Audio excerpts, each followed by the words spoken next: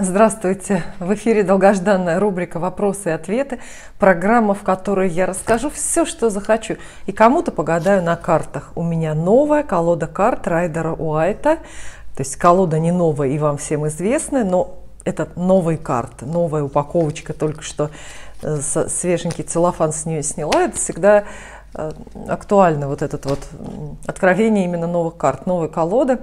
А я хочу напомнить или рассказать впервые новым зрителям о том, что я в моей программе «Вопросы и ответы» не рассказываю, наверное, ничего такого принципиально нового и даже не пытаюсь ничего изобрести. Мне кажется, это бессмысленно, потому что все на тему отношений, на тему вообще карт, гаданий люди изобрели давно-давно, наверное, 10 тысяч лет назад, а может и раньше, да, а может и позже, не знаю, 5-10 примерно, вот так, да, когда вот сознание в нынешнем виде считается, да, примерно 10 тысяч лет назад человек уже имел сознание вот абсолютно такое же, как у нас с вами. То есть люди, наши предки, которые жили 10 тысяч лет назад на Земле, от нас с вами ничем не отличались. Интернета у них не было, может, они там электронные сигареты не курили и так далее. А вообще, в целом, это были абсолютно такие же люди. И вот я думаю, тогда все было придумано, продумано, и об этом много всего написано. А зачем я тогда про это говорю? Моя цель вам только напомнить, понимаете? Вот вы все это знаете сами прекрасно, да? Или уже где-то слышали от кого-то, от мамы, от бабушки, от каких-то психологов на ютубе. Но почему-то забываете и продолжаете делать там какие-то ошибки или что-то еще. В общем, вот так. Сегодня хочу поговорить с вами, как вы думаете, о чем? О вреде мифических отношений. Естественно, первоочередная задача определиться со значением слов. Помните, да, мы с вами говорили, что залог успеха, вообще успеха любого диалога, в том, чтобы оппоненты правильно представляли себе значение слов. Итак, мифические отношения. Давайте вы запомните это словосочетание на ближайшие 40-30, может быть, минут, потому что мы будем оперировать. Итак, мифическими в контексте вот данной программы я называю отношения, любовные отношения, ваши отношения, в которых большая часть событий случилась не в пространстве реального мира, а в вашей голове. Соответственно, и большая часть диалогов, большую часть разговоров, диалогов в этой истории вы провели не с реальным, конкретным, живым человеком, а с неким альтернативным собеседником в той же самой вашей собственной голове. Мифические отношения. Почему я их так называю? Вообще, мне кажется, что это очень подходящее определение, очень подходящее, потому что, во-первых, мы все из курса истории, из школьного, да, знаем, что миф – это что? Это выдуманная история, но, казалось бы, да, выдуманная, нет. Сказка ложь, да в ней намек. На самом деле любой миф, самый там запущенный, самый мифический миф, да, имеет какое-то зерно рациональное, малюсенькое, какое-то побольше. То есть это может быть герой настоящий или события описываемые настоящие, а герой вымышленный и так далее. То есть в любом мифе, естественно, он на ровном месте не родится. У человека и у самого талантливого, и у наших предков воображение настолько интенсивно не работает. Все родится из чего-то, на почве чего-то, да?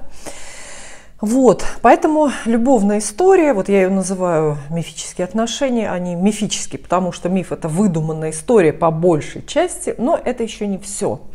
Самое главное, я вижу сходство такое. Вот возьмите любой миф. Любой миф. Сюжет любого мифа – это описание пути героя. Герой получает какое-то задание, или у него родится какая-то мечта, у него родится там цель, смысл жизни. Как правило, это задание, которое боги дают. Да? А далее боги этому же герою выставляют определенные препятствия. Целый набор препятствий, которые герой на пути к этой самой цели преодолевает. Любой миф, вот он такой. Да? Есть задача, и есть много-много разного уровня сложности на пути к ее достижению. И это ведь тоже очень похоже на вашу мифическую историю, на ваши мифические отношения, правда? Где герой – это вы, ну, героиня не имеет значения. Цель, которую боги послали, ну там, я не знаю, боги или черти, цель – это внимание или любовь какого-то загаданного лица, определенного конкретного человека. Как правило, это мужчина, а обращаюсь я к женщинам. Вот. А на пути к этой цели у вас много-много препятствий, которые, кстати, выставляют не боги, хотя вы так часто думаете. Нет, эти препятствия вам выставляет как раз ваш этот самый партнер в виде своего невнимания. Да? Соответственно, вы цель внимания, препятствие – это невнимание. И вы с переменным успехом эти препятствия, когда хотите, преодолеваете. Когда не хотите, значит, вы их не преодолеваете. Вот что такое мифические отношения. Мифические отношения. Вот сейчас, я думаю, любая девочка должна сказать: ох, это про меня. И скорее остановить видео и бежать на кухню, наливать чай там с яблочным пирогом, который, кстати, стынет в моей духовке сейчас. И, да, и все, усаживайтесь в плотный кружок поудобнее. Я сейчас вас буду плохому учить. Вот. Потому что в жизни любой девочки, которая вот себя к таковым относят, девочки, женщины, как угодно себя назовите, да, мифические отношения обязательно есть. Вот если в вашей жизни абсолютно точно нет или не было мифической истории любовной, то, ну, мне с вами не о чем разговаривать, просто не о чем разговаривать. Да, они есть абсолютно у всех, особенно в школе. В подростковом возрасте мы все, как правило, в школе это время проводим. В школе вспомните, как вы влюбились в какого-то мальчика из старшего класса, потому что он вам там один раз подмигнул, например. Вот. А дальше вы всю эту историю додумали, придумали в разговорах с подружками, может быть, с мамой, если там хорошая, понимающая мама. Остальное вы там дорисовали себе вот этими бессонными своими ночами. Это и образ мальчика, и самое главное, его чувство к вам. Вы придумали, что он там на самом деле тоже ночей не спит, страшно вас любит, страшно ревнует, что он даже с своей одноклассницей встречается только для того, чтобы вас позлить и так далее. Ну, то есть это мифическая история, это нормально. Кто-то в юности, в молодости, кстати, более склонен влюбляться не в старшеклассников, а в вообще уж недоступные объекты какие-то, певцов, артистов, ну, в общем, в публичных людей. Это, по большому счету, знаете, не имеет разницы никакой, потому что вот как старшеклассник какой-то, да, секс-символ школы вашей, от вас бесконечно далек, он абсолютно недоступен вам. Точно так же и, там, я не знаю, Филипп Киркоров. То есть степени недоступность это та же самая, поэтому тут разницы особо нет. У вас плакат Киркорова висит, Киркоров не актуален. Ну, я не знаю, кого современные девочки. Я думаю, что моего поколения девочки, они вот, может быть, там, ну, я не знаю, в школе, когда мы учились в школе, кто там, чей плакат, может быть, можно было повесить. О, Валерия Леонтьева, мне кажется, когда я училась в школе, вот самый такой красивый был парень в телевизоре, это Валерий Леонтьев. Так вот, степень недоступности та же, это все равно мифическая история, выдуманная и так далее. Но мы с вами, это все понятно, школа, пубертат, переходный возраст, но мы с вами обсуждаем, конечно же, мифические отношения взрослых, половозрелых, совершеннолетних особей, коими вы все являетесь, потому что мой канал не для детей ни в коем случае. А мифические отношения тоже есть у всех. Откуда я это знаю? Потому что я очень много исследую таких историй. Дело в том, что так судьба сложилась, что я гадаю людям на картах, вы знаете, да? И мне масса писем приходит на почту каждый день. И очень многие гадания в последнее время меньше, но обычно в мирное время. Почти все вопросы только про любовь. Потому что сейчас люди спрашивают уже про там, переезды, деньги и так далее. Ну, мирное время обычно про любовь.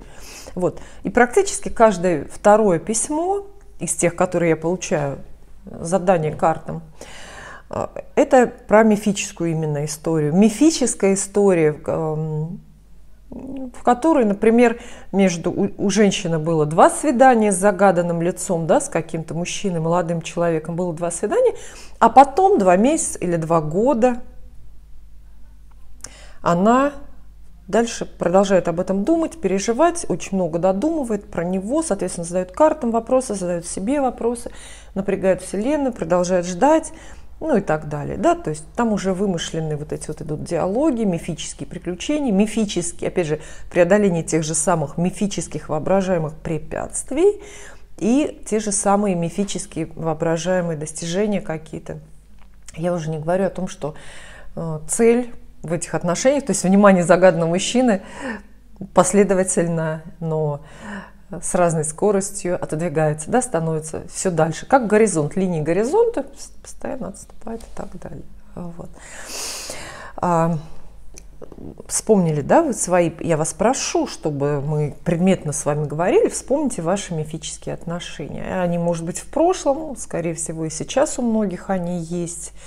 Я не могу сказать, что вот эти мифические любовные истории – это прям абсолютное зло. Более того, я даже считаю, что это хорошо, если вы погружены в какую-то вот такую воображаемую мифическую любовную историю. Почему хорошо?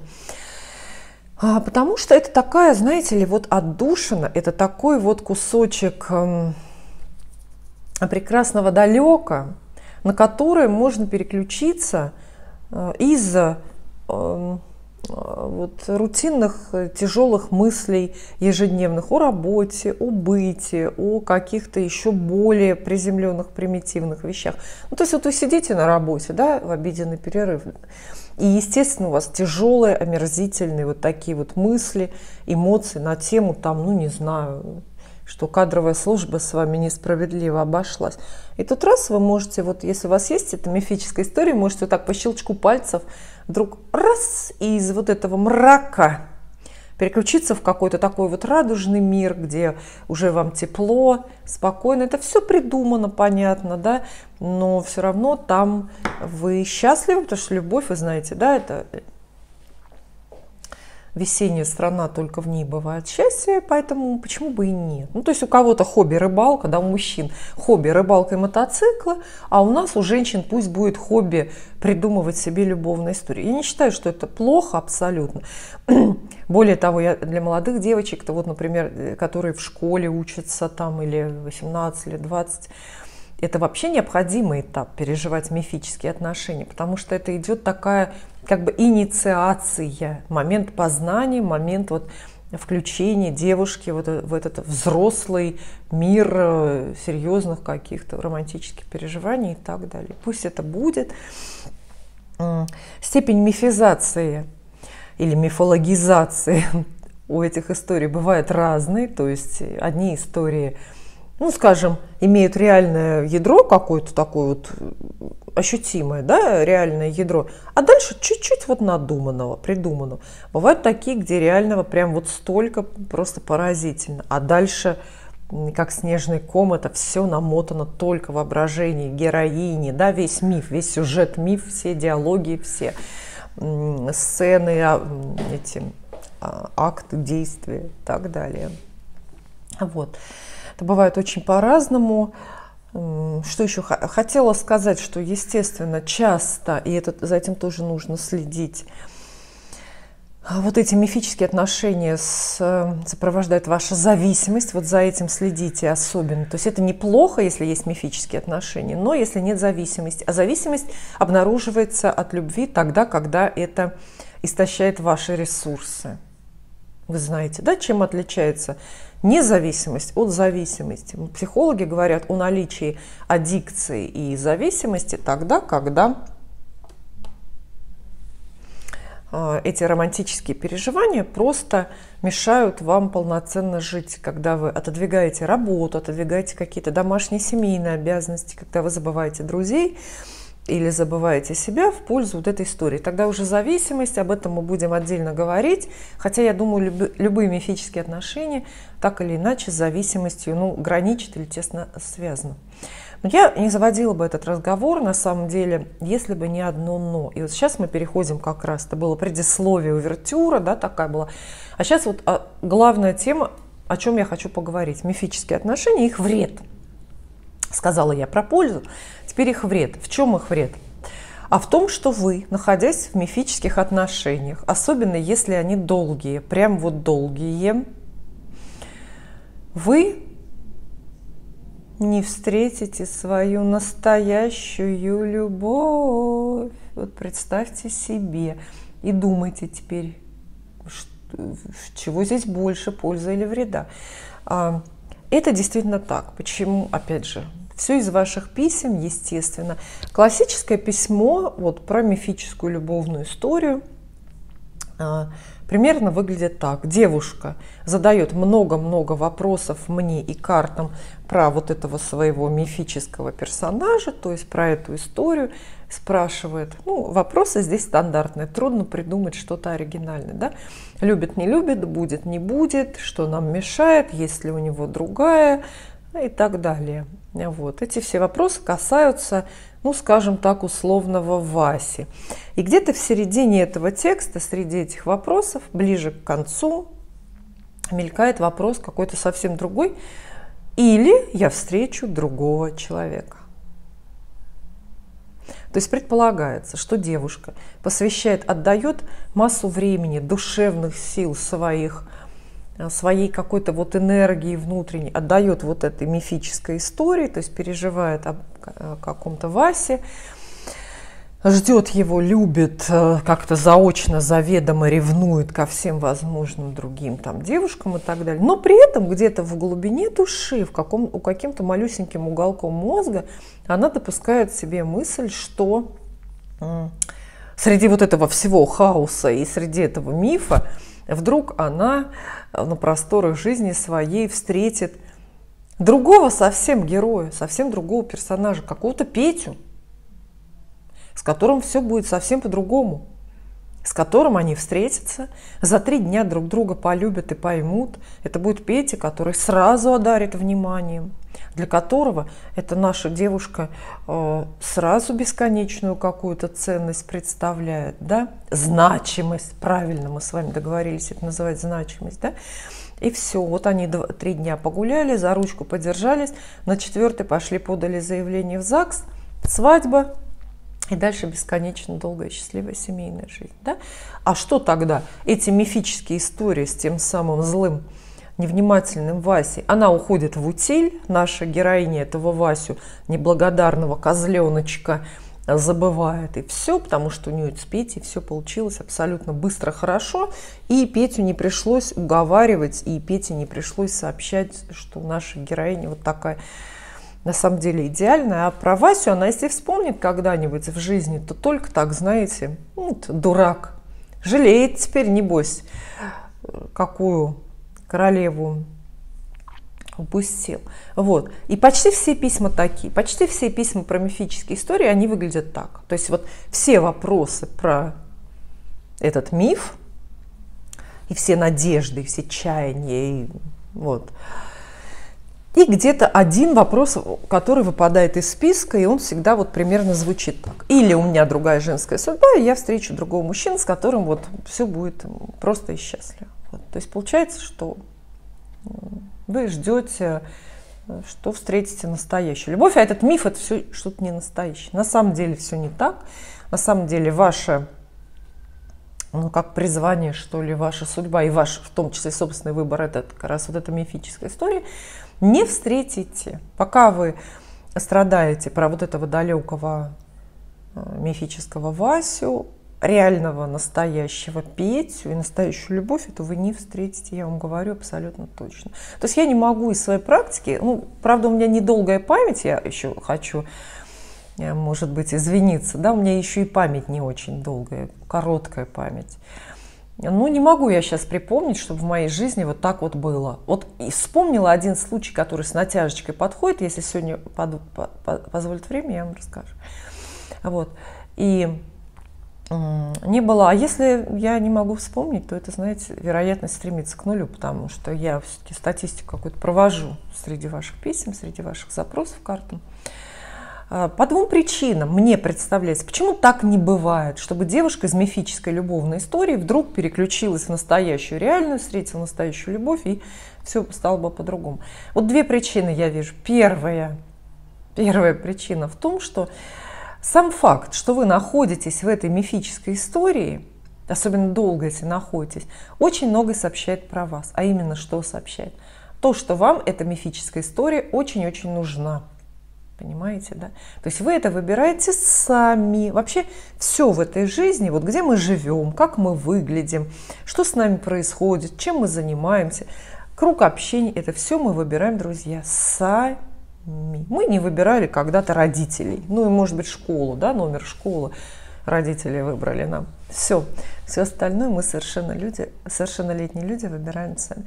Поэтому если вы выбираете себе сейчас долго страдать и сильно-сильно энергетически, эмоционально тратиться, а иногда и деньгами тратиться, кстати, ну это уже отдельный разговор, и здоровьем, да, тратиться на мифическую историю, это значит, что она вам нравится. Это значит, что вам сейчас именно это и нужно. Я вам больше скажу, ведь даже гороскопически, вот с точки зрения астрологии, очень много есть людей, которым мифические истории, выдуманные, намного нужнее, намного больше подходят, чем истории простые, понятные, реальные. Представьте, что в ваших натальных картах, в ваших гороскопах уже заложена масса таких установок, плюс потом воспитание, плюс молодость, которая очень по-разному могла складываться, плюс просто потом личная жизнь, которая тоже очень разная. Вот и все. И вызревает таким образом такой персонаж, ну, как правило, это женщина, да? Почему я здесь вообще ничего не говорю про мужчин? Потому что я думаю, что мужчины очень мало к этому склонны. Состоять в мифических отношениях. Они состоят в роли приза в мифических отношениях. А в роли героя это всегда женщина. Вот. И все. То есть, понимаете, эта история, вы можете, ну просто чтобы... Как у всех было, например. Вы можете говорить, вообще-то я хочу вот встретить нормального там парня, быстро выйти замуж, чтобы все было понятно, не надо было стараться. Но это вы говорите. Это вам подсказывает, может быть, ваша мама, ваши подруги или ваши 35 лет, или ваше подсознание вам подсказывает так говорить, так хотеть. А есть ведь еще... Ну, вот это вот альтер-эго, которое вот на уровне бессознательного абсолютно выбирает. И вот на этом уровне выбор сделан в пользу как раз Васи, которому вы даром не нужны, который, например, женат и имеет там 15 любовниц, который вам звонит или скорее даже не звонит последние полгода, которому вы редко пишете, и он через раз отвечает «привет». Ну, то есть классика жанра, мифические вот эти вот отношения. А вы придумываете, естественно, его любовь, чувства, придумываете будущее совместное с ним и придумываете, как он скоро разойдется с женой и бросит последнюю свою из любовниц. Вот. То есть мифические отношения в данном случае это ваш выбор. И на этом фоне, вот как одна моя подруга говорила, мне очень нравится в жизни это слово. Ну, я ей рассказываю, это давно было, я ей рассказываю какой-нибудь там интересный, смешной эпизод, насыщенный, романтический.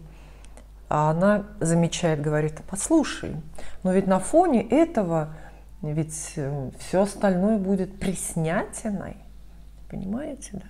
И вот для вас тоже все остальное вот на этом фоне, пока вы бегали, вы же герой мифа, да, вы преодолеваете, вы чего-то достигаете, сейчас какой-то переменный успех там идет, и все. Вот на фоне этого простые, понятные человеческие отношения с заботой, взаимным вниманием, с каким-то понятным очень комфортом, они будут для вас приснятельны. Вторая причина, почему вы не встретите настоящую любовь, пребывая в длительной мифической истории. Вторая причина в том, что люди, как тараканы, ко всему привыкают.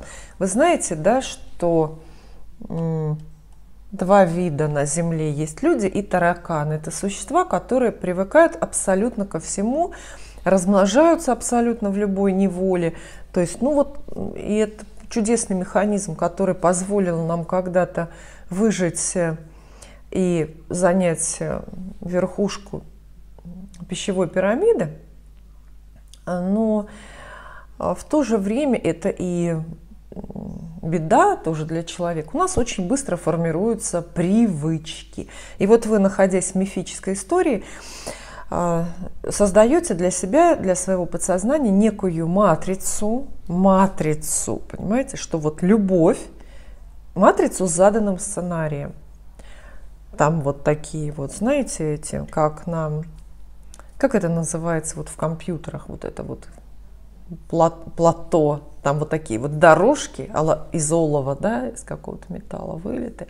У вас выливаются вот эти дорожки, по которым, как по кругу, ваше подсознание будет все время ходить потом, потому что у вас вырабатывается привычка. Все, любовь, она такая, без внимания, с редкими встречами, с необходимостью добиваться, там, выдавливать, провоцировать манипуляциями или прям наживую выдавливать внимание, какие-то капли внимания в свой адрес и так далее. Вот эта схема, то, что партнер всегда далеко, он недоступен, либо физически, либо недоступен эмоционально, душевно, ментально недоступен.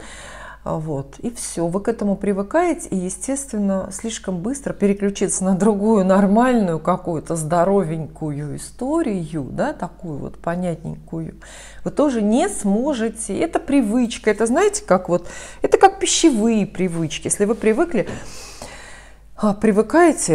питаться каждое утро овсяной кашей, долго-долго ее едите, эту овсяную кашу, да,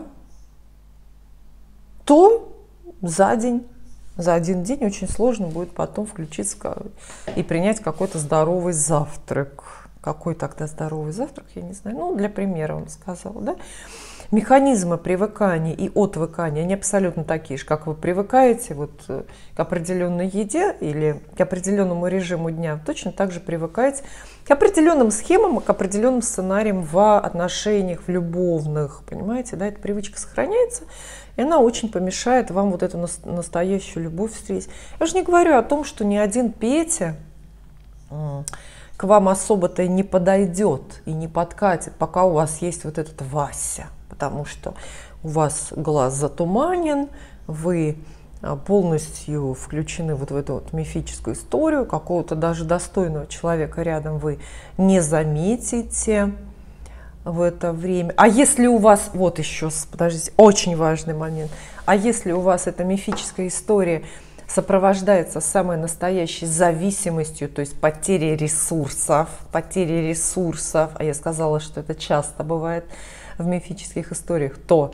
соответственно, у вас меньше ресурсов, у вас меньше вообще потенциальных женихов становится вокруг, вы становитесь менее востребованным субъектом, вот и так далее, понимаете, да? Вот о какой проблеме я сегодня вас хотела предупредить, опять же, вы все это знаете, я только лишь напомнила. Для примера, надеюсь, очень коротенько расскажу историю в тему. Одна моя подруга, ну, скажем так, моей молодости, Лиля, имела мифические отношения вот такие. Ну, там, правда, реального было много. То есть она встречалась с парнем, это была первая любовь для нее, может быть, и для него тоже, не знаю.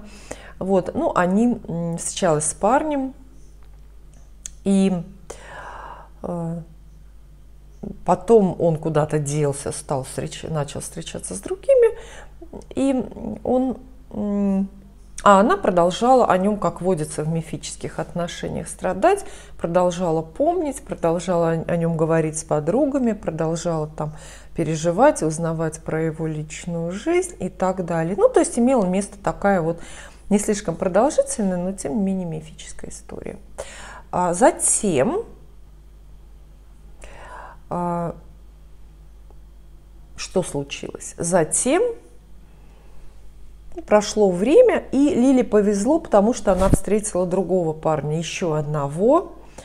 Это редкость очень большая, то есть вот на фоне мифической истории, да, вот она встретила еще одного парня, очень даже достойного и, в общем, похожего на первого.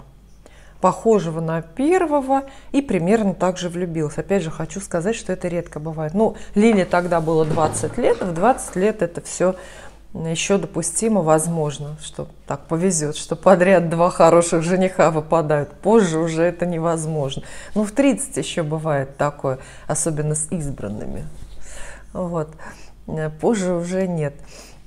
Вот она встретила другого хорошего парня, и тоже там прекрасная история сложилась. Потом она тоже, эта история выросла в мифическую, немножко запуталась, но там вообще конец драматический случился, потому что этот второй ее парень женился на лучшей Лилиной подруге неожиданно. Вот, ну то есть Лилина сердце было полностью разбито. А далее вдруг, ну то есть сердце разбито, история-то от этого не прекращается, да, тем более она еще больше об этом думает. И вот она встретила третьего парня, за которого действительно очень быстро вышла замуж. Очень быстро. То есть, вот знаете, там вот эти затяжные две у нее были истории, там со страстями, со слезами, с расстройствами, с изменами, со всякими вот этими безобразиями и так далее. То есть, налицо вся мифичность вот этой истории. Вот. А тут она встретила молодого человека, с которым быстро они нашли взаимопонимание, и с которым они очень быстро поженились. Очень быстро поженились, Лиля нарожала детей, стала очень хорошей хозяйкой и, в общем-то, примерно нормально и счастливо стала жить. И все было бы это очень даже хорошо, если бы не одно «но». Ну, то есть вы мне сейчас скажете, ну вот же. Она рассказала историю, которая полностью опровергает все вышесказанное. Нет, не опровергает, потому что я вам должна сказать, что вот этот третий парень, за которого Лиля благополучно вышла замуж, все-таки намного проще тех двоих, в которых она была по-настоящему влюблена, и с которыми были мифические истории, понимаете, проще. Ну, давайте не будем кривить душой, мы скажем, что люди все разные. Кто-то лучше, кто-то хуже, с разных сторон. Я имею в виду и внешность, и образовательный уровень, и нравственные качества и так далее. Вот. И вот этот вот ее муж новый, он прям хуже вот тех двоих, понимаете? Внешне сильно хуже. Ну, не знаю, на полметра ниже, как минимум, каждого из них, да? Вот. Меньше, хуже образован, он там хуже семья, то есть у него более такое подлое происхождение, да? То есть и так далее. Вот он хуже.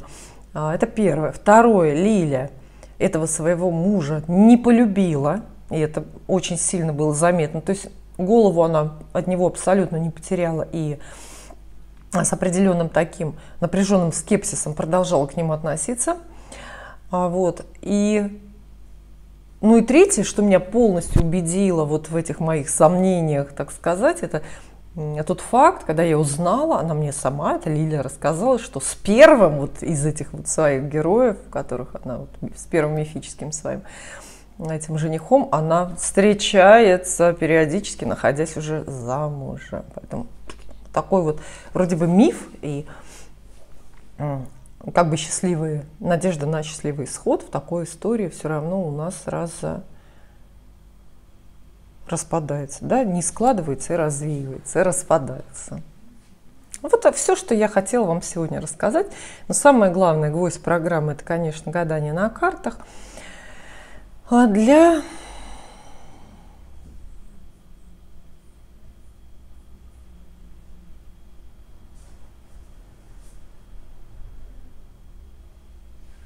гадание на картах. Для начала Ирина Рут пишет, это просто комментарий, здесь нет вопроса.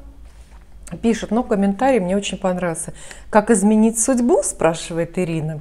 Дело в том, что в прошлой программе мы с вами говорили про самореализацию. Про самореализацию мы говорили о том, что это нужно делать только самостоятельно, не в паре. В паре намного труднее. Как изменить судьбу, пишет новые карты. Видите, еще титульные даже карты есть. Вот. Нужно, во-первых, осознание, какие черты характера спровоцировали эту судьбу. Ведь внутренне наши установки материализуются во внешних событиях. А потом нужно раскаяние и изменение своего характера, своих взглядов. Вследствие этого меняется и судьба. А иначе ничего не получится, никакие деньги не спасут. Если человек внутренне остается таким же, то потом все равно судьба догонит. Вот, Ирина, спасибо, что вы это сказали. Конечно же, это золотые слова. Действительно, все это так работает. Нужно меняться изнутри. Вот. И, конечно, тогда поменяется судьба. Но, понимаете, тут не поспоришь. Тут прям вот на 100% все правда. Но я все-таки хочу сказать, что менять себя очень трудно. Давайте это тоже признаем. Менять себя, ой, ну даже убирать лишние сантиметры на талии. Вы знаете, как трудно, да? Кто этим занимался или занимается, это трудно. А уж изменить внутри себя, то есть все вот эти вот паттерны поведенческие, сознание свое, подсознание, над которым мы вообще не властны, это очень сложно, очень сложно. Это много, опять же, за всю историю существования человечества, много из всяких и духовных практик, интеллектуальных практик. Сейчас это называется марафоны личностного роста, да? Вот. Все это придумано, но на самом деле для большинства людей обычных это остается абсолютно невозможным и недоступным. Поэтому вот совет Ирины: раскаяться и изменить свой характер и свои взгляды, он очень правильный. Ирина, поймите меня, да, это очень правильно, но это очень трудно. Для большинства невозможно, понимаете, невозможно. Большинство женщин на радикальную смену цвета волос даже не решаются, понимаете, в этой жизни. Я уж не говорю про то, чтобы изменить характер. Я стараюсь выбирать популярные, отмеченные лайками, сердечками ваши вопросы и комментарии. Постараюсь как можно больше охватить. Ксения О. пишет: у вас интереснейшая рубрика. Просматриваю всегда на одном дыхании. Спасибо. Встречаюсь с женатым мужчиной чуть меньше года. Кстати, про женатого мужчину, там был комментарий такой хороший. Встречаюсь с женатым мужчиной чуть меньше года. Пока на данный момент меня все устраивает. И я бы не хотела ничего менять, но понимаю, что дальше, скорее всего, захочу большего. Знаю, что долго ждать вы не рекомендуете. Поэтому вопрос такой: разведется ли мой Т в течение года-полутора? Вдруг я попадаю все-таки в эти 8%. Для новых зрителей подскажу, что 8% это есть у меня старенькое гадание на канале. Оно называется «Чужой принц» или 8%. Вот посмотрите, если для вас актуальна тема «женатые мужчины». Ну, не на вас, естественно, женатые. Так, мы для Ксении О достаем 3 карты. Разведется, не разведется? Раз. 2. 3. Ничего себе. Солнце с Луной, и между ними 6 мечей вам выпадает. Да, очень даже похоже. Ну, то есть в данном случае 6 мечей и символизирует вот эту некую дорогу, движение от берега к берегу. То есть это движение от брака к одиночеству. А Солнце с Луной – это как раз вот переход любого человека, качества любой субстанции в другое качество, в какой-то другой молекулярный состав. Поэтому, может быть, здесь нет карт, которые прям описывают развод по документам, да, поход в суд или в ЗАГС, чтобы оформить вот эти вот бумаги, там, ну, развод юридический такой. Однако, все-таки это расставание вашего любимого мужчины с его нынешней законной женщиной. Очень даже возможно и даже покажется неизбежно, почти что неизбежно. А вот у нас есть очень интересная история.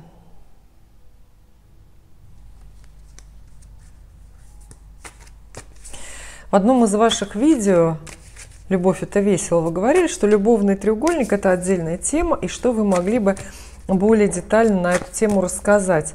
Что происходит в этих треугольниках, почему они образуются, какая там расстановка сил бывает. Думаю, не мне одной было бы интересно послушать ваши мысли и советы на эту тему. Я, например, раньше вся такая правильная, никогда не думала, что со мной может такое случиться. Но чувства вспыхнули у обоих, а что дальше непонятно.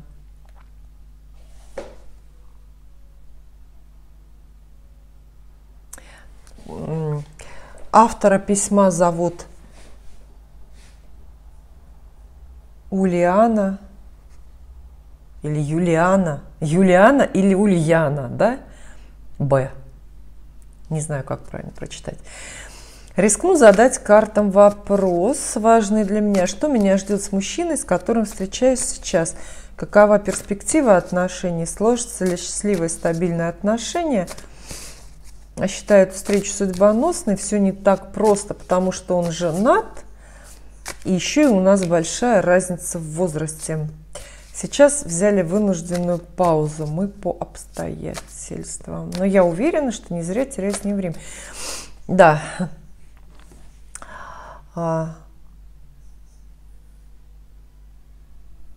Ульяна, наверное, тоже не знаю, как правильно обратиться, да?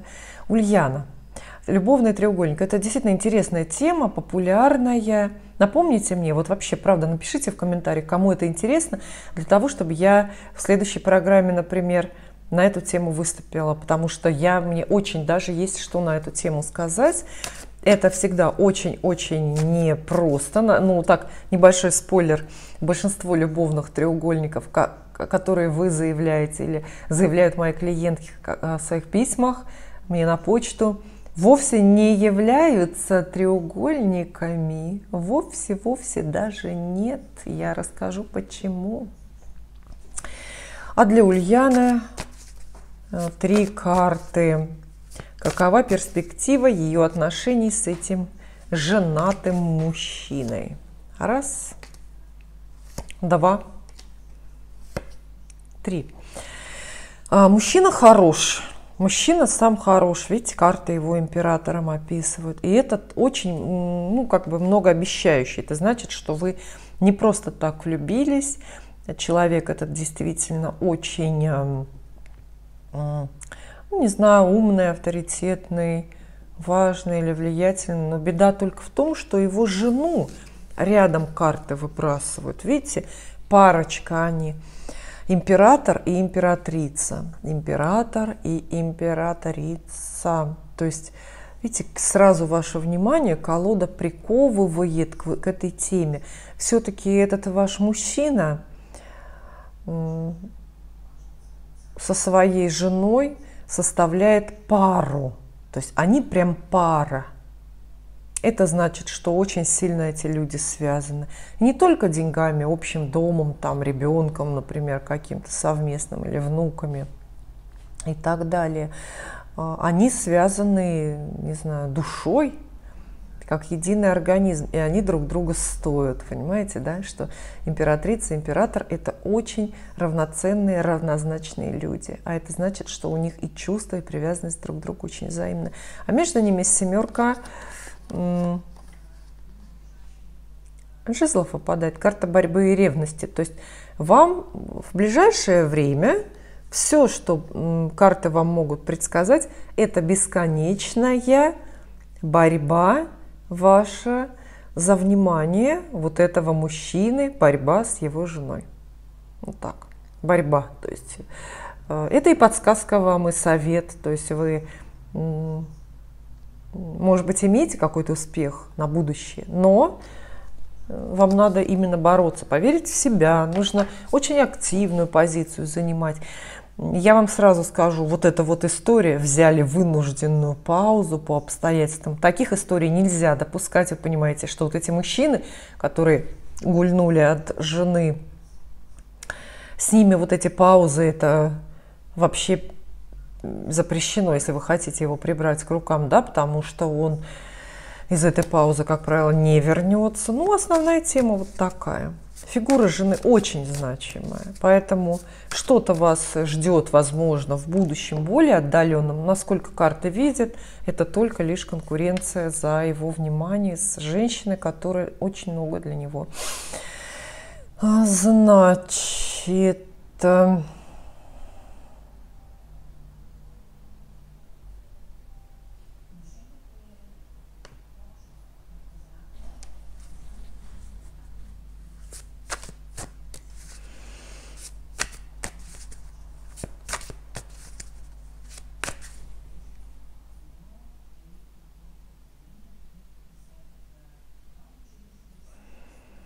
Я выделяла вопросы, на которые собираюсь отвечать. Но вот еще просто комментарий. Мария. Да, мы все, кого держат про запас, скрывают от окружающих и так далее. Знаете, вы не нужны, вас не любят, вас нагло используют по мере надобности. Включайте уже самолюбие и гордость. Оставляйте своих полудрагоценных мужчин. Мне понравилось это выражение. Полудрагоценные мужчины. Это как, знаете, как яшма, полудрагоценный камень. Это просто камень на самом деле. А вот... Включайте уже самолюбие и гордость, оставляйте полудрагоценных мужчин и живите своей жизнью, своим умом. Те, кому написано, показалось полным бредом и неправдой удачи. Ну вот, Мария, вы написали этот комментарий к прошлой программе, а он ведь очень подходит к моей нынешней. Да? Я рассказывала про эти мифические отношения. По сути, да, это вот как раз вот эта история про... Ну, использование это может не всегда, не во всех случаях.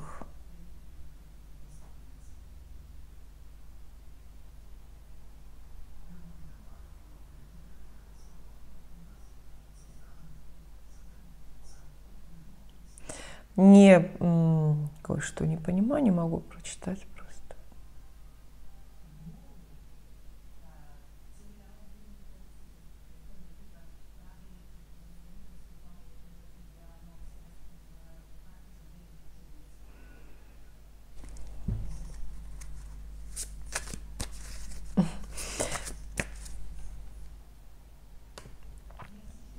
Ирина Озер пишет: в течение 5 лет засыпаю под ваш голос, от которого веет спокойствием. А еще я с вами готовлю, убираю, стираю, хожу на работу и домой. Все ваши видео заслушаны до дыр. После общения с вами мне стало абсолютно неинтересно мое окружение. Ну, это уже перебор. Я живу в Беларуси, в маленьком городке с населением 100 тысяч человек. Это не нормально, это нормальный городок. Да? Работаю актрисой в театре кукол, работу свою люблю, но в ней есть огромный минус – это зарплата и коллектив. Но все равно ничего в жизни не меняет. И знаете, мне вот это понравилось. Работу люблю, но есть минус зарплата и коллектив. Это как так говорят, да, что? А зарплата-то у тебя хорошая? Хорошая, но маленькая. Так и здесь. Всю жизнь нерешительная была. Возможно, такая моя планида. 25 июня родилась Ирина. Вопрос у меня такой: как сложится моя жизнь, если я все-таки уйду из театра? Ирина, во-первых, вот эта дата рождения, 25 июня, да, вы родились, то есть Солнце в Раке у вас могут быть какие-то другие характеристики внутри, гороскоп какой-то другой, может быть, смешанный.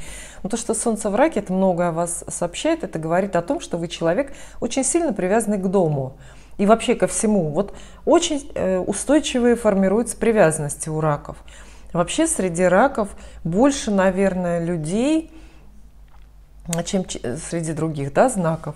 Людей, которые никуда не едут, никогда не переезжают, которые проживают всю жизнь в одном городе или даже в одной квартире, где родились. Я таких персонажей знаю, которые родились и умерли прямо в одной квартире, всю жизнь ни разу никуда не переехали. Вот это интересно.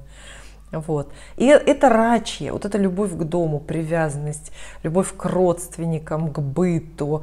Это не страх, это не опасливость, и это не нерешительность, потому что нерешительные это весы этим страдают, да, вот такие классические. Нет. У раков это вы привязаны, вот именно любите. И тот же самый театр ваш, понимаете? Потому что при маленькой зарплате и плохом коллективе все мы наслышаны, да, что вот эти вот театральные коллективы, это прям буквально террариумы. Я смотрю разные программы на Ютубе, где там про театр на Таганке, там театр Моссовета, Вахтанговский и так далее. Какая там испокон веку была грызня. Вот. И вы, вы его любите, вы не уходите не потому, что вам трудно решиться, а вы любите, понимаете? Это такая уже больная любовь, тоже похожа более на зависимость, привязанность, да, но вы любите это все. И этих злых коллег, надоевших, вы их любите, понимаете, да. А вопрос 3 карты для Ирины. Как сложится жизнь, если Ирина уйдет именно из театра? То есть речь о переезде в другой город не идет, только уход из театра, смена работы. Раз. Перевернула колоду, не обращайте внимания. Раз. 2, 3.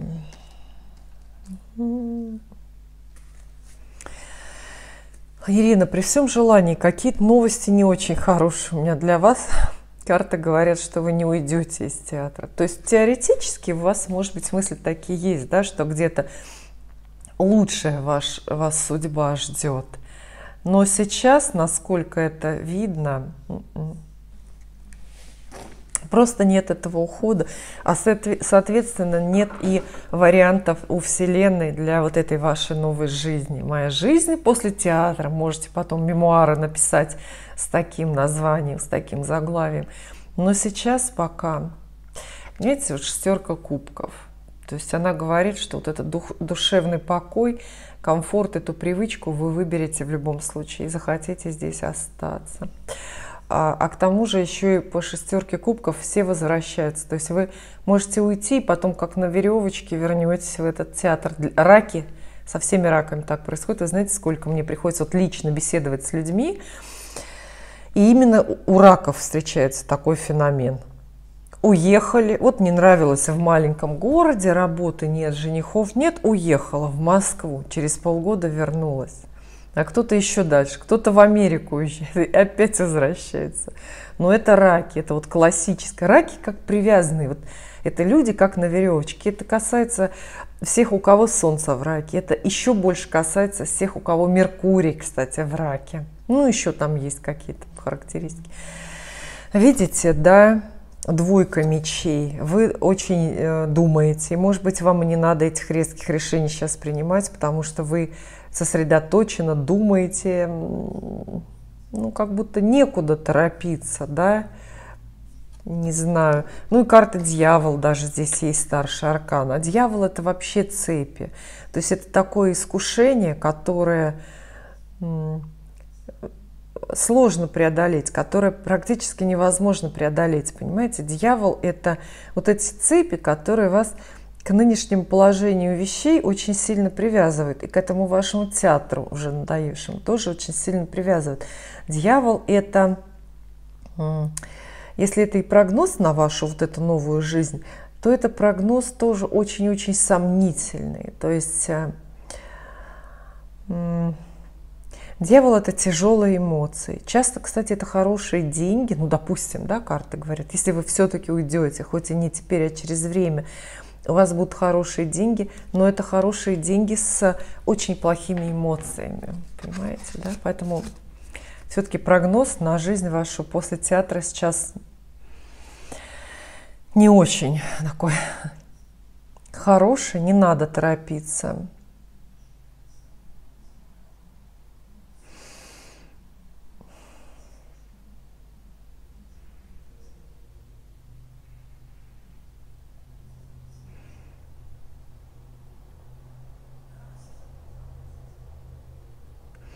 Анна Воронова пишет: всегда слышу что-то новое или альтернативное тому, в чем была уверена. Но в этом и смысл, да, в этом же интрига нашего общения. Здесь многие спрашивают про любовь, а я спрошу про образование. Стану ли я кандидатом наук в ближайшие 3 года? Я телец по асценденту весы. Для Анны тоже 3 карты. Будущее в науке. Образовании, ученая степень, будет или нет. Раз, ох, как сразу. 2, видите, карты, если хотят сказать да кому-то, они прям сразу говорят, без обиняков. 3, ну. Аж 3 карты масти жезлов выпали. То есть вы очень, да, вы станете кандидатом наук, потому что вы очень четко видите эту цель, и очень векторно к этому идете. Знаете, прямо. Вижу цель, не вижу препятствий, это называется. И у вас так много инструментов. Это, видите, король жезлов, туз жезлов подряд. То есть это такой столб энергетический, это энергетический поток. Это, вы знаете, как пламя, которое из ракеты-носителя вырывается, когда стартует космический корабль, да?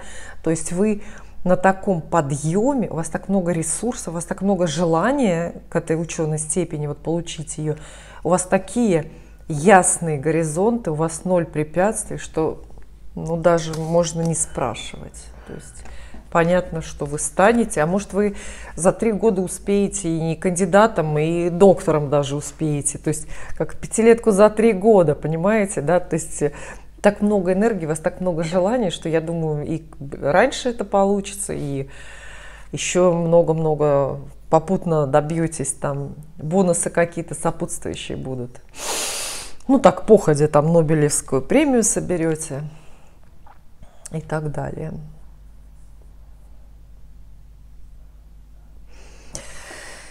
Татьяна Славянская пишет: сделайте, пожалуйста, обзор ваших колод. Мне, кстати, очень много, да, полный сервант. Задайте картам вопрос, будут ли у меня изменения в отношениях с мужчиной по имени Андрей. И вот здесь я тоже призываю всю аудиторию, чтобы вам было интереснее и полезнее смотреть. Вы присоединяйтесь к вопросу. В этом ничего странного или удивительного нет. Вы же присоединяетесь к общим гаданиям на Ютубе и к общим гороскопам, правда? Вы же смотрите, ну вот гадание для Тельца на месяц. Вы объединяетесь с массой всех тельцов русскоязычных, которые примкнут и вступят в ряды зрителей, еще, дай бог, подпишется на мой каналчик богоспасаемый, да? Поэтому и здесь ничего странного нет. Вот если у вас, например, есть мужчина, с которым вы хотите, чтобы поменялись отношения, а если его еще зовут Андрей, то сам Бог велел вам, и тогда гадание и для вас будет тоже. А гадаю я, конечно, рассказываю все для Татьяны Славянской. Продолжается письмо. Очень подозреваю, что что-то начнет меняться. Я скорпион, он стрелец. Если это поможет, поможет. Потому что стрельцы и скорпионы, соседние знаки, очень-очень совместимые. Если бы вы сказали, например, я скорпион, а он там, например, близнецы, да, это было бы уже хуже картина. А если он стрелец, то, скорее всего, у вас очень много общего. Итак, поменяются ли... Вообще Татьяна задает 2 вопроса, но это будет несправедливо по отношению к другим людям. Да? На один вопрос от одного человека. Один вопрос в одни руки, давайте так. Ладно?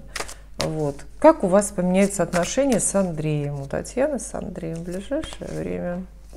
Раз, 2, 3. Похоже, что предчувствия вас не обманули. Они у вас действительно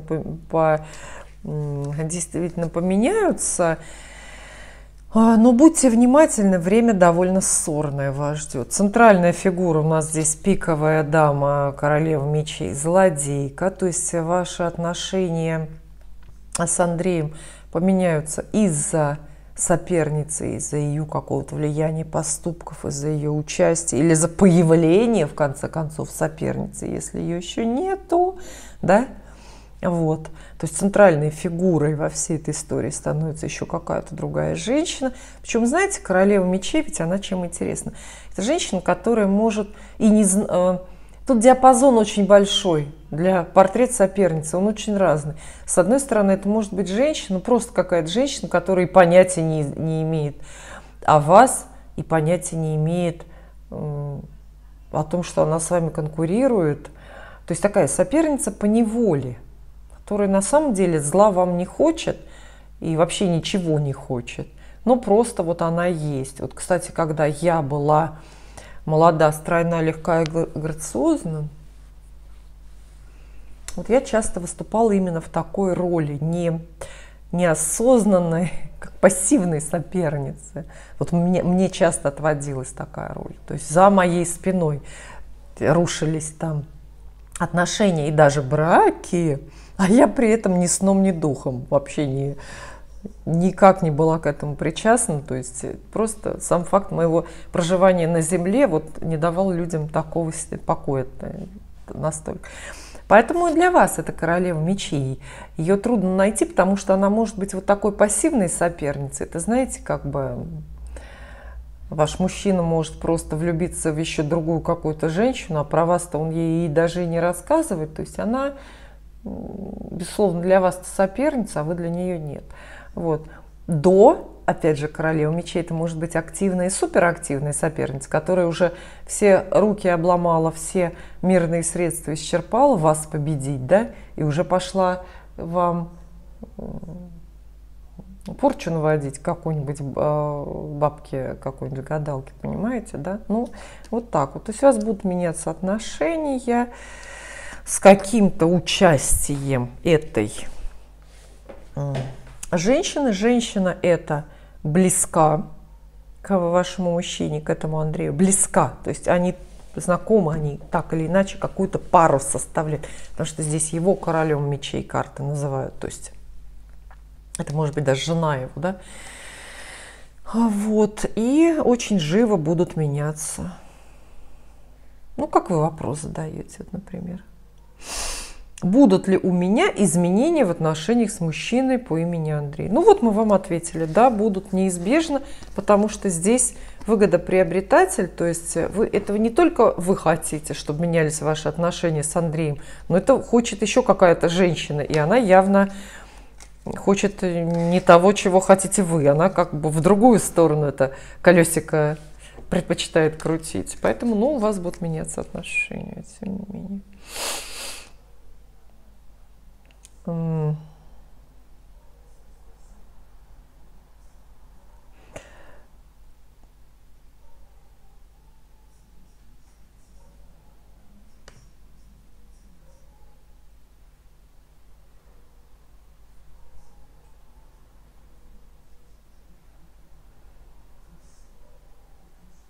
Екатерина Косарева пишет: спасибо вам за расклады. Сделайте мне расклад на будущее. Екатерина родилась 19 июня. Надо ли мне переезжать на юг или оставаться на месте? Будут ли у меня отношения или успокоиться и жить для себя? И что за странные намерения в отношении меня у мужчины 23 марта, который родился? У меня мнение, что человеку нужна от меня только поддержка и восхваление его, но мыслями пока я с ним. Мы на расстоянии виделись всего лишь 2 раза, и то, когда я была в городе, где он работает. Или, как вы учите, дать срок, а потом заблочить человека и забыть. И я хочу сказать, что вот видите, виделись 2 раза, непонятные намерения, вот это все, вот это вот как раз мифическая история, да, по большей части, ну, это действительно мифическая история в основном, как раз такая, о которых мы сегодня говорили. Ничего страшного в этом нету, что она у вас есть. Главное не остаться в ней сильно-сильно надолго. И самое главное, не впасть в зависимость, то есть не начать вот платить собственными ресурсами за то, что она у вас есть, за то, что у вас есть этот человек. Но вы просите расклад на будущее, поэтому будет, спросим карты, что вас ждет в течение года. И здесь же увидим, есть ли дорога, есть ли, ну, что есть. Расклад на будущее на год. 3 карты, иногда их достаточно, а раз иногда нет. Что вас ждет? 2, 3. Карты хорошие, карты очень активные, жизнь вас ждет активная, наполненная чем угодно, контактами, людьми, счастьем, доходами. Вообще очень такая комфортная жизнь ждет, поэтому здесь нет потерь, нет каких-то серьезных, прямо таких печальных для вас предупреждений. Да, безусловно, все будет очень-очень хорошо. В первую очередь вас ждет вот этот самый душевный комфорт, а тут уж вы сами смотрите, что больше всего вам приносит счастье. 9 кубков вам выпадает счастье. Ну, как правило, это просто самостоятельная, состоятельная, такая обеспеченная жизнь. То есть возможность там свои нужды, даже самые какие-то простые, удовлетворять. Это хорошие доходы, и это разные праздники, которые вы с друзьями встречаете, проводите. 6 жезлов, карта победителя. Она говорит, что во всех спорных или конкурентных ситуациях вы будете побеждать, и вообще будет много поводов себя вот так вот бить в грудь и говорить: это я придумала, это я сделала, в общем, хвастаться. Вот. И карта маг здесь тоже более как бы ваш портрет. Карта это говорит, что По сути, ваша жизнь в заданный период – это абсолютно результат вашего собственного выбора. То есть очень много будет так, как вы хотите, так, как вы сделаете своими руками. В меньшей степени власти над вами фатум, более вы такой творец, кузнец собственной судьбы. Прекрасно это или нет, это тоже тут, знаете, зависит от характера. Некоторым не нравится судьбу ковать, некоторым нравится по течению плыть. В целом же дальней дороги я здесь не вижу, вот этот переезд на юг, дороги я не вижу, то есть, скорее всего, пока останетесь на месте. А по поводу отношений, здесь не предсказывают карты вам именно судьбоносное новое знакомство, которое перевернет жизнь, но судя по потому что есть, например, 9 кубков, похоже, что все-таки любовь или любовные отношения, ну что-то такое, какая-то аура романтическая все-таки есть. То есть 9 кубков часто может описывать множественные любовные истории. То есть это такой период, когда вы пользуетесь безусловным вниманием, когда многие люди или разные люди приглашают вас на свидание, когда вы не чувствуете себя одинокой, и когда вы вообще, просто в любви купаетесь, как говорится. Это не обязательно бывает, когда у вас есть прям один такой непременный выбранный партнер. Такое счастье может быть и когда, например, много людей на вас обращают внимание. Тут опять же тоже зависит от вашего гороскопа, потому что часто это даже предпочтите по характеру. Это по характеру, конечно.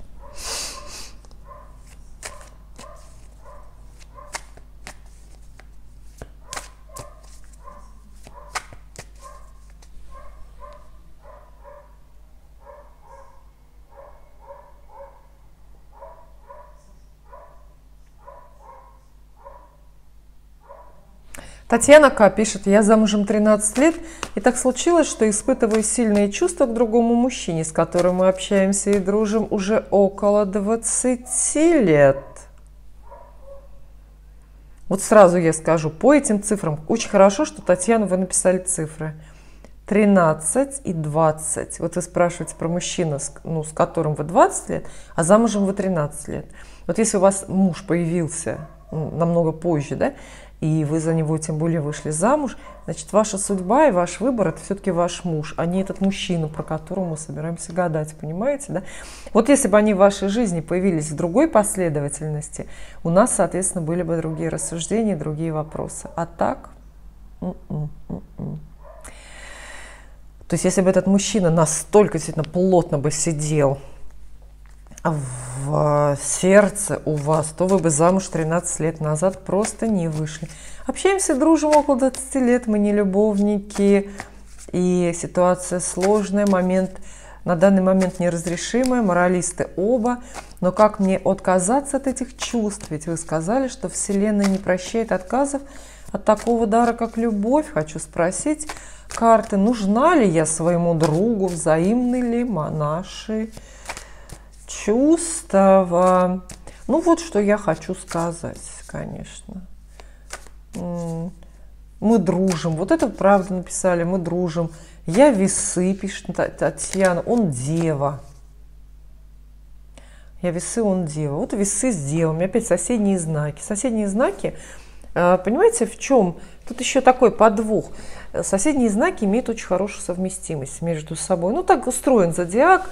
Один знак переходит в другой и несет, тащит за собой массу, естественно, каких-то свойств, качеств. Так, поэтому овны похожи с тельцами, и тельцы с овнами и близнецами, близнецы с тельцами и раками и так далее. Понимаете, да? Это так работает. То есть зодиак, он не поделен, вот эти границы между знаками очень вот так вот растянутые, такие вот там все очень. Поэтому, естественно, по определению, когда встречаются два человека, весы и дева, они с соседних знаков, они очень похожие имеют ценности жизненные, очень похожие ритмы какие-то поведенческие. И они друг другу нравятся по определению. Это не обязательно романтическая любовь. И даже это не обязательно какая-то, ну, знаете, библейская любовь или какая-то общегражданская совместимость. Это только лишь работа гороскопа. В данном случае гороскопы работают на вас, на то, чтобы вам, ну, даже 20 лет было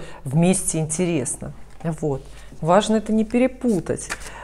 Какие чувства испытывает к вам вот этот вот ваш друг, ну, дева, мужчина-дева, имен вы не называете, его чувства. Раз, два, три. Вот кто угодно мог бы вам, конечно, тут же опять же возразить и сказать. Вот если перед нами, друзья, вот Татьяна, да, классическая мифическая история, вот как раз это ровно вот то, о чем я сегодня говорю в основной части программы, да? Мифическая история, которая бесконечно долго длится, в которой все очень-очень запутано, в которой препятствия с обеих сторон, тут и ваш брак, и не знаю, что еще. Вот. И вопрос такой, в общем-то, очень в тему, про чувства. А знаете, карты говорят интересно. Карты говорят, что вообще-то вот любовь имела место между вами, физическое. То есть это на дружбу-то не похоже. То есть физическое притяжение, его, ну, как его чувство к вам, как мужчина к женщине, да, физическая притягательность какая-то. Но эта любовь, скорее всего, на данный момент совсем закончилась. Вы знаете, просто совсем исчерпалась. Полностью. Но это не мудрено за 20 лет.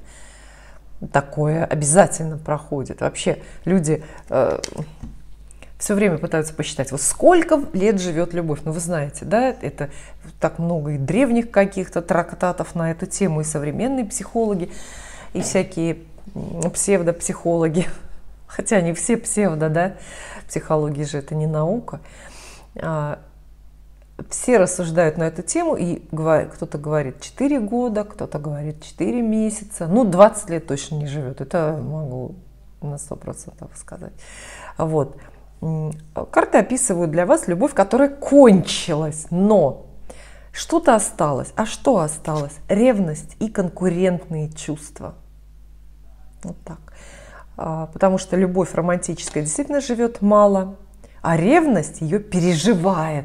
Ну вы же знаете, да, наверняка вы знаете, что ваш муж, например, там 7 лет назад от вас ушел, а все равно до сих пор очень болезненно интересуется, очень болезненно переживает, с кем вы встречаетесь, и ненавидит вашего нынешнего, да, какого-то жениха. Правда, ревность живучей любви, это точно. Поэтому вот что-то такое он к вам испытывает. Когда-то любовь была, физическое влечение было, кончилось, но осталось желание вас при себе придержать и сохранить какую-то, ну, естественно, в собственных глазах в основном конкурентоспособность, понимаете, если он с вами поддержит отношения. Он таким образом внутри себя очень как-то культурно, конечно, культурно, по-джентльменски, но конкурирует с вашим мужем.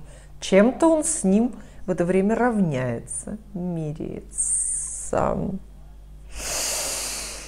Есть ли надежда быть нам вместе? Ну, это же тоже второй вопрос.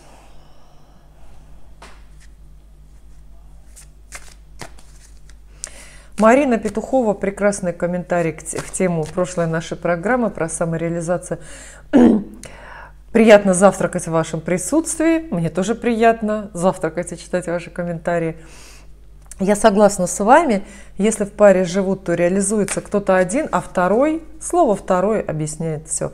И этот второй после расставания уже не может самореализоваться. Время ушло, это печально. Вы знаете, Марина, очень с вами согласна. Да, после расставания второй не может самореализоваться, жалко и все. Но еще жальче, еще больнее. Вот я вам правда, я видела такие истории, когда расставание не наступает, когда люди не расстаются, а проживают вместе всю жизнь. И расстаются только с могилой. Могила их разлучает. И смотришь на такого вот старичка или на старушку, ну, как правило, старичок. мне попадался, да, такой, который вообще жизни-то не жил. Все, а уже все, конец, уже все, вот он, уже все, не сегодня, завтра откинется, а он не жил, он всю жизнь был вот в этом браке зачем-то, изображал всю жизнь хорошего мужа, ну, естественно, там хорошего отца или дедушку, изображал, никем не стал, дураком прожил, глухим. Они вот эти люди, я замечаю, что они очень рано глохнут и слепнут. Ну, вы знаете, да, что слабое зрение и слабый слух – это признак того, что человек чего-то не хочет или боится видеть или слышать. И вот эти вот дедушки, знаете, а он еще не дедушка, тому лет 60, он глухой на глухой уже. Он выключил слух, выключил ушки, чтобы жену свою не слушать. Эти глупости, которые она несет, вот эти мерзости бесконечные, там, сравнения или оскорбления, или манипуляции там, и так далее. Понимаете? Выключает слух, люди выключают. И вот они вот эту жизнь в этой паре, в этой якобы счастливой семейке доживают и так далее. Там вообще речь не идет. А тут после расставания. То есть я хочу сказать, Марина, вы очень правильные вещи написали.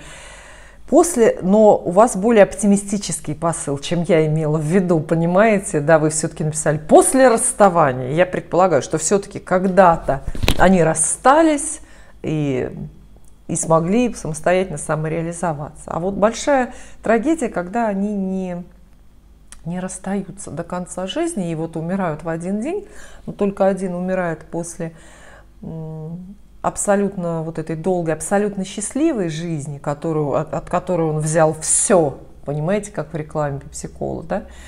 Вот. А второй умирает тоже, вроде столько же лет прожил, но он-то не жил, он обслуживал первого. И я просто, понимаете, это большая трагедия, драма, потому что у меня много сильно близких людей вот таких, и они все такие. То есть я по другой схеме, по другому сценарию вот такого долгого брака ни одного не знаю, просто ни одного. Если вы знаете, вы, конечно, напишите. Кто-то уже писал. Ну, поверить вам или нет, мы это еще подумаем.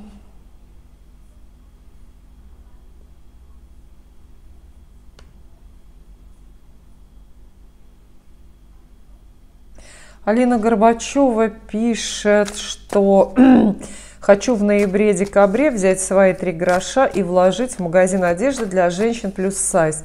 Погадайте мне, пожалуйста, будет ли он прибыльным и успешным. Ну что ж, благое дело, да, одежда для женщин плюс сайз. Хотя всем женщинам плюс сайз я хочу сказать, что все-таки чем выбирать одежду плюс сайз, ну это все-таки довольно сложно, да, лучше загнать себя в какие-то нормальные размеры, да, и покупать просто в любом магазине одежду, да, не выбирать себе плюс сайз, потому что для не плюс сайз обычной одежды, обычных размеров, нормальных, ее все-таки намного больше, и выбор для вас будет больше. Ну, поэтому зачем жить в размере плюс сайз? Просто подумайте, да, об этом. Это все-таки очень вредно для здоровья, очень сокращает жизнь.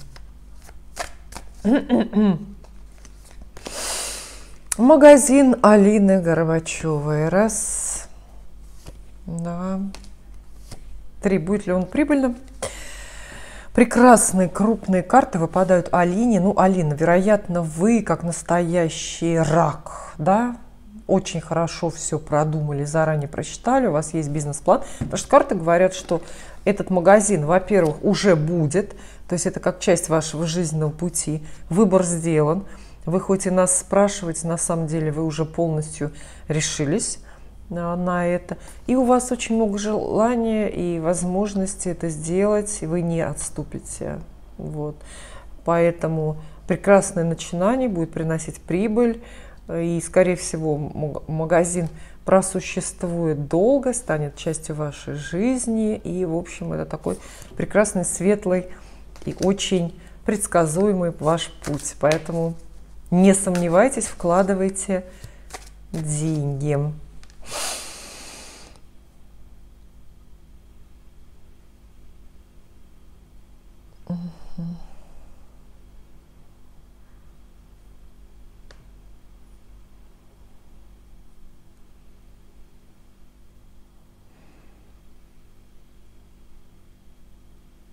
Ну вот некоторые вопросы, которые не вопросы, я их обхожу аккуратно, потому что боюсь там что-то неправильно истолковать, неправильно понять. Вот, например, некоторые так вопросы задают обтекаемо, например, вдруг мне суждена встреча и троеточие. Это не вопрос, картам так не нужно. Картам нужно, вот знаете, как вы с иностранцами говорите, если вам нужно что-то донести на иностранном языке, которым вы слабо владеете, да, носителю где-то за границей, то вы же не растекаетесь мыслью, вы вспоминаете вот эту схему, как правильно нужно, да, существительное, глагол, вот это все.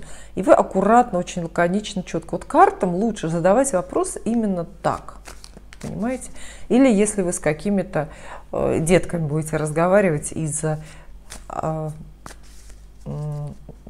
ясельной группы, да, вы что же не будете вот сентенции какие-то заносить, правда? Будете повествовательные предложения, коротенькие, очень простые. Вот с картами лучше разговаривать вот так, как с дошкольниками.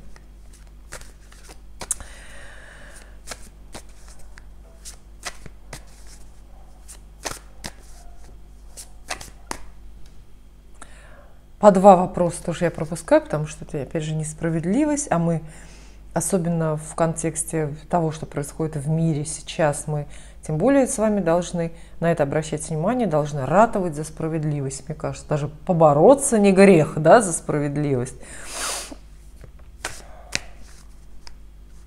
Анастасия Бенгард пишет: посмотрела в программе про отношения раков и стрельцов. Я рак, муж стрелец. Не могли бы задать вашим картам вопрос, есть ли у нас будущее, или не стоит мучить друг друга, больше сил не осталось. Очень вас хорошо понимаю, очень хорошо понимаю, какие претензии у женщины рака к мужчине стрельцу могут быть. Этот набор очень предсказуемый, такой стандартный. А в целом же вообще вот когда мы анализируем, когда вы слышите анализ у меня или где-то еще, анализ для определенной пары знаков, там, ну неважно, рак и стрелец, водолей и скорпион или кто-то еще, всегда делайте скидку вот на что. Мы здесь по солнцу говорим, да, то есть вот у кого-то солнце где-то, но внутри гороскоп, как правило, он, в принципе, подпевает положению Солнца, да, как-то там гармонично все собирается, но бывает, что гороскоп внутри, то есть положение Меркурия, Венеры, Марса, положение высших планет, какое-то вот совершенно иное альтернативное положению Солнца, да, и человек получается другой, не похожий на свой солнечный знак. Это редко бывает, вот я честно скажу, редко, но бывает. Вот. И поэтому вы делаете скидку на это. То есть так вот на сильно, прям вот просто на веру, вот такой парный анализ совместимости знаков не берите. Для этого все-таки нужно знать свою натальную карту, свой гороскоп. А кто вы внутри-то? То у вас Солнце может быть, ну вот в раке, да, а внутри там вообще не знаю чего намешано, и не вода вовсе преобладает, а, например, какая-то другая стихия, тогда вы более смешанный человек. Хотя вот эта раковость солнечная, конечно, никуда не денется.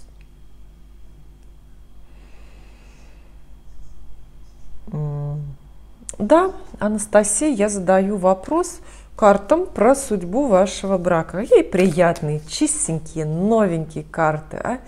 Смотрите, кстати, перевернулось для Анастасии, перевернулось колесо фортуны. Да, это что ж не просто так. Колесо фортуны — это все-таки подсказочка, отсылочка. Это судьба, говорит карта. Это судьба, Анастасия.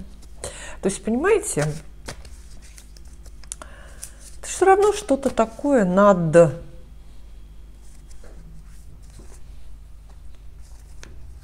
нами, над вами. Браки совершаются на небесах. Будущее для вашего брака.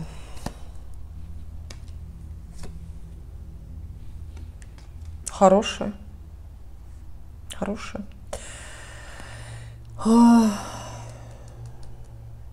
Есть, во-первых, будущее. Начнем с этого. А во-вторых, расклад всего из 3 карт, а здесь оба вы вдвоем, и вы, и ваш муж оказались. Вот представьте, что карта звезда имеет астрологические соответствия со Стрельцом, это знак вашего мужа, а карта жрица имеет такие же соответствия с вами, со знаком рака.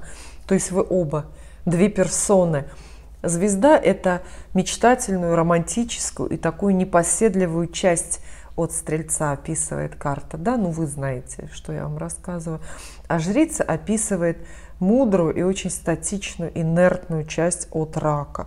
То есть жрица здесь говорит о том, что женщина-рак не решится ни на расставание, например, потому что вы будете лучше вашего мужа понимать, принимать, и мудрость у вас прибудет, и прибудет вместе с этим счастье. А карта звезда здесь говорит, что вот эта мечтательность и вот это непостоянство Стрельца со временем войдут в какие-то позитивные и полезные даже рамки, и вам, может быть, это не будет вас разводить, это будет вас даже как-то соединять. Ну, а между вами, видите, троечка кубков, это карта абсолютного счастливого союза, это карта праздника, поэтому у вас счастливое будущее.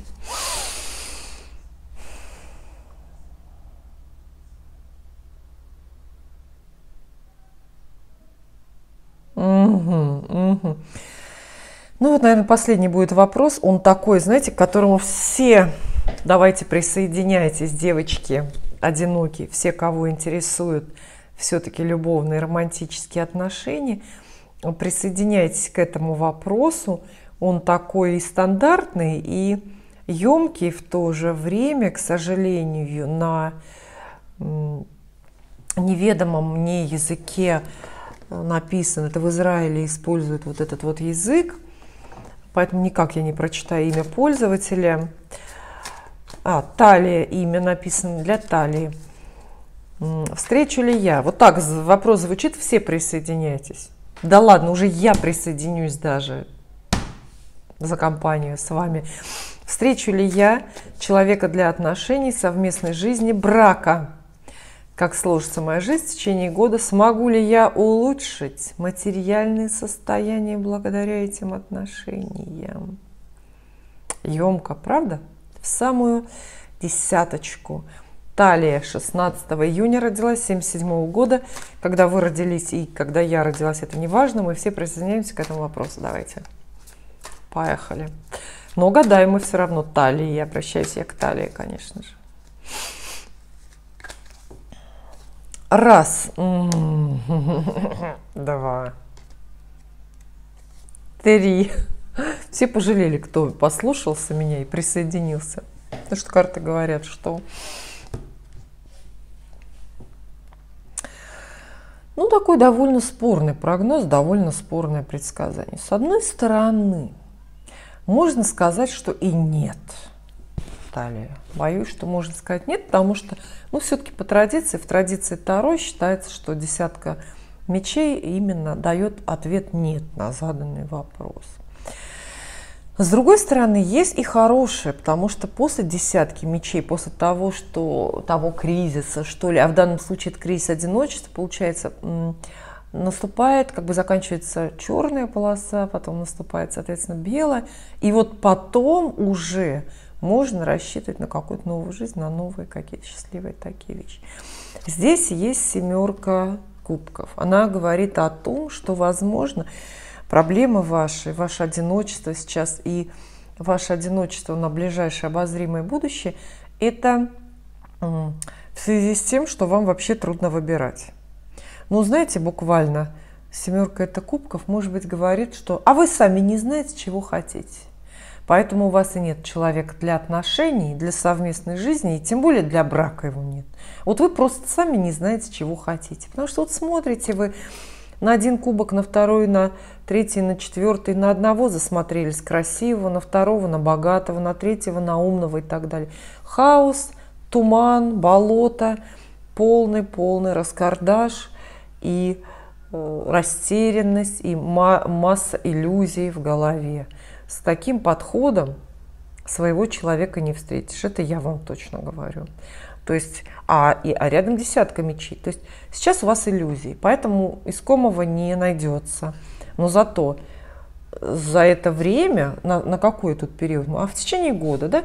Зато в течение года у вас что-то произойдет, там это внешние могут быть факторы или внутренняя ваша какая-то работа над собой, что у вас это кризис иллюзий. То есть отомрут, закончатся, прекратятся вот эти вот иллюзии, которые долгое время не дают вам отношения делать. И это же уже шаг какой-то, да? Это уже какой-то шаг. А почему эти иллюзии закончатся? А потому что вы полюбите. Королева кубков выпадает здесь. Королева кубков, любящая женщина. То есть вас ждет любовь. Видите, ответ нет. Пока, что нет брака, но ответ да, что у вас заполнится сердце любовью. Понимаете, да?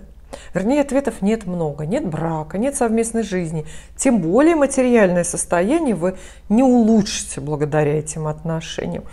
Пока для вас эта стадия только лишь возможность влюбиться и испытать на содержательность, на прочность, на эффективность свое сердце, свои способности любить и, может быть, эти самые чувства выражать и выращивать, да, и выносить их в мир, в реальную жизнь и доносить их до объекта, так сказать, этих чувств. Вот, друзья мои, я рада вас видеть, рада была с вами встретиться. Пожалуйста, присылайте вопросы, комментарии. Обязательно смотрите другие видео на моем канале. Это гадание на месяц октябрь, который нам предстоит, вот-вот начнется. Это гадание на неделю, которые, я надеюсь, что тоже буду продолжать выкладывать. Это очень много других содержательных гаданий, разных рубрик. Это я так немного саморекламы для новых зрителей. Да, на канале очень много видео, старые есть, очень интересные, содержательные. Они такие творческие, очень глубокие, потому что по разным причинам. Они немножко энергетические, другие. И мы с вами еще увидимся.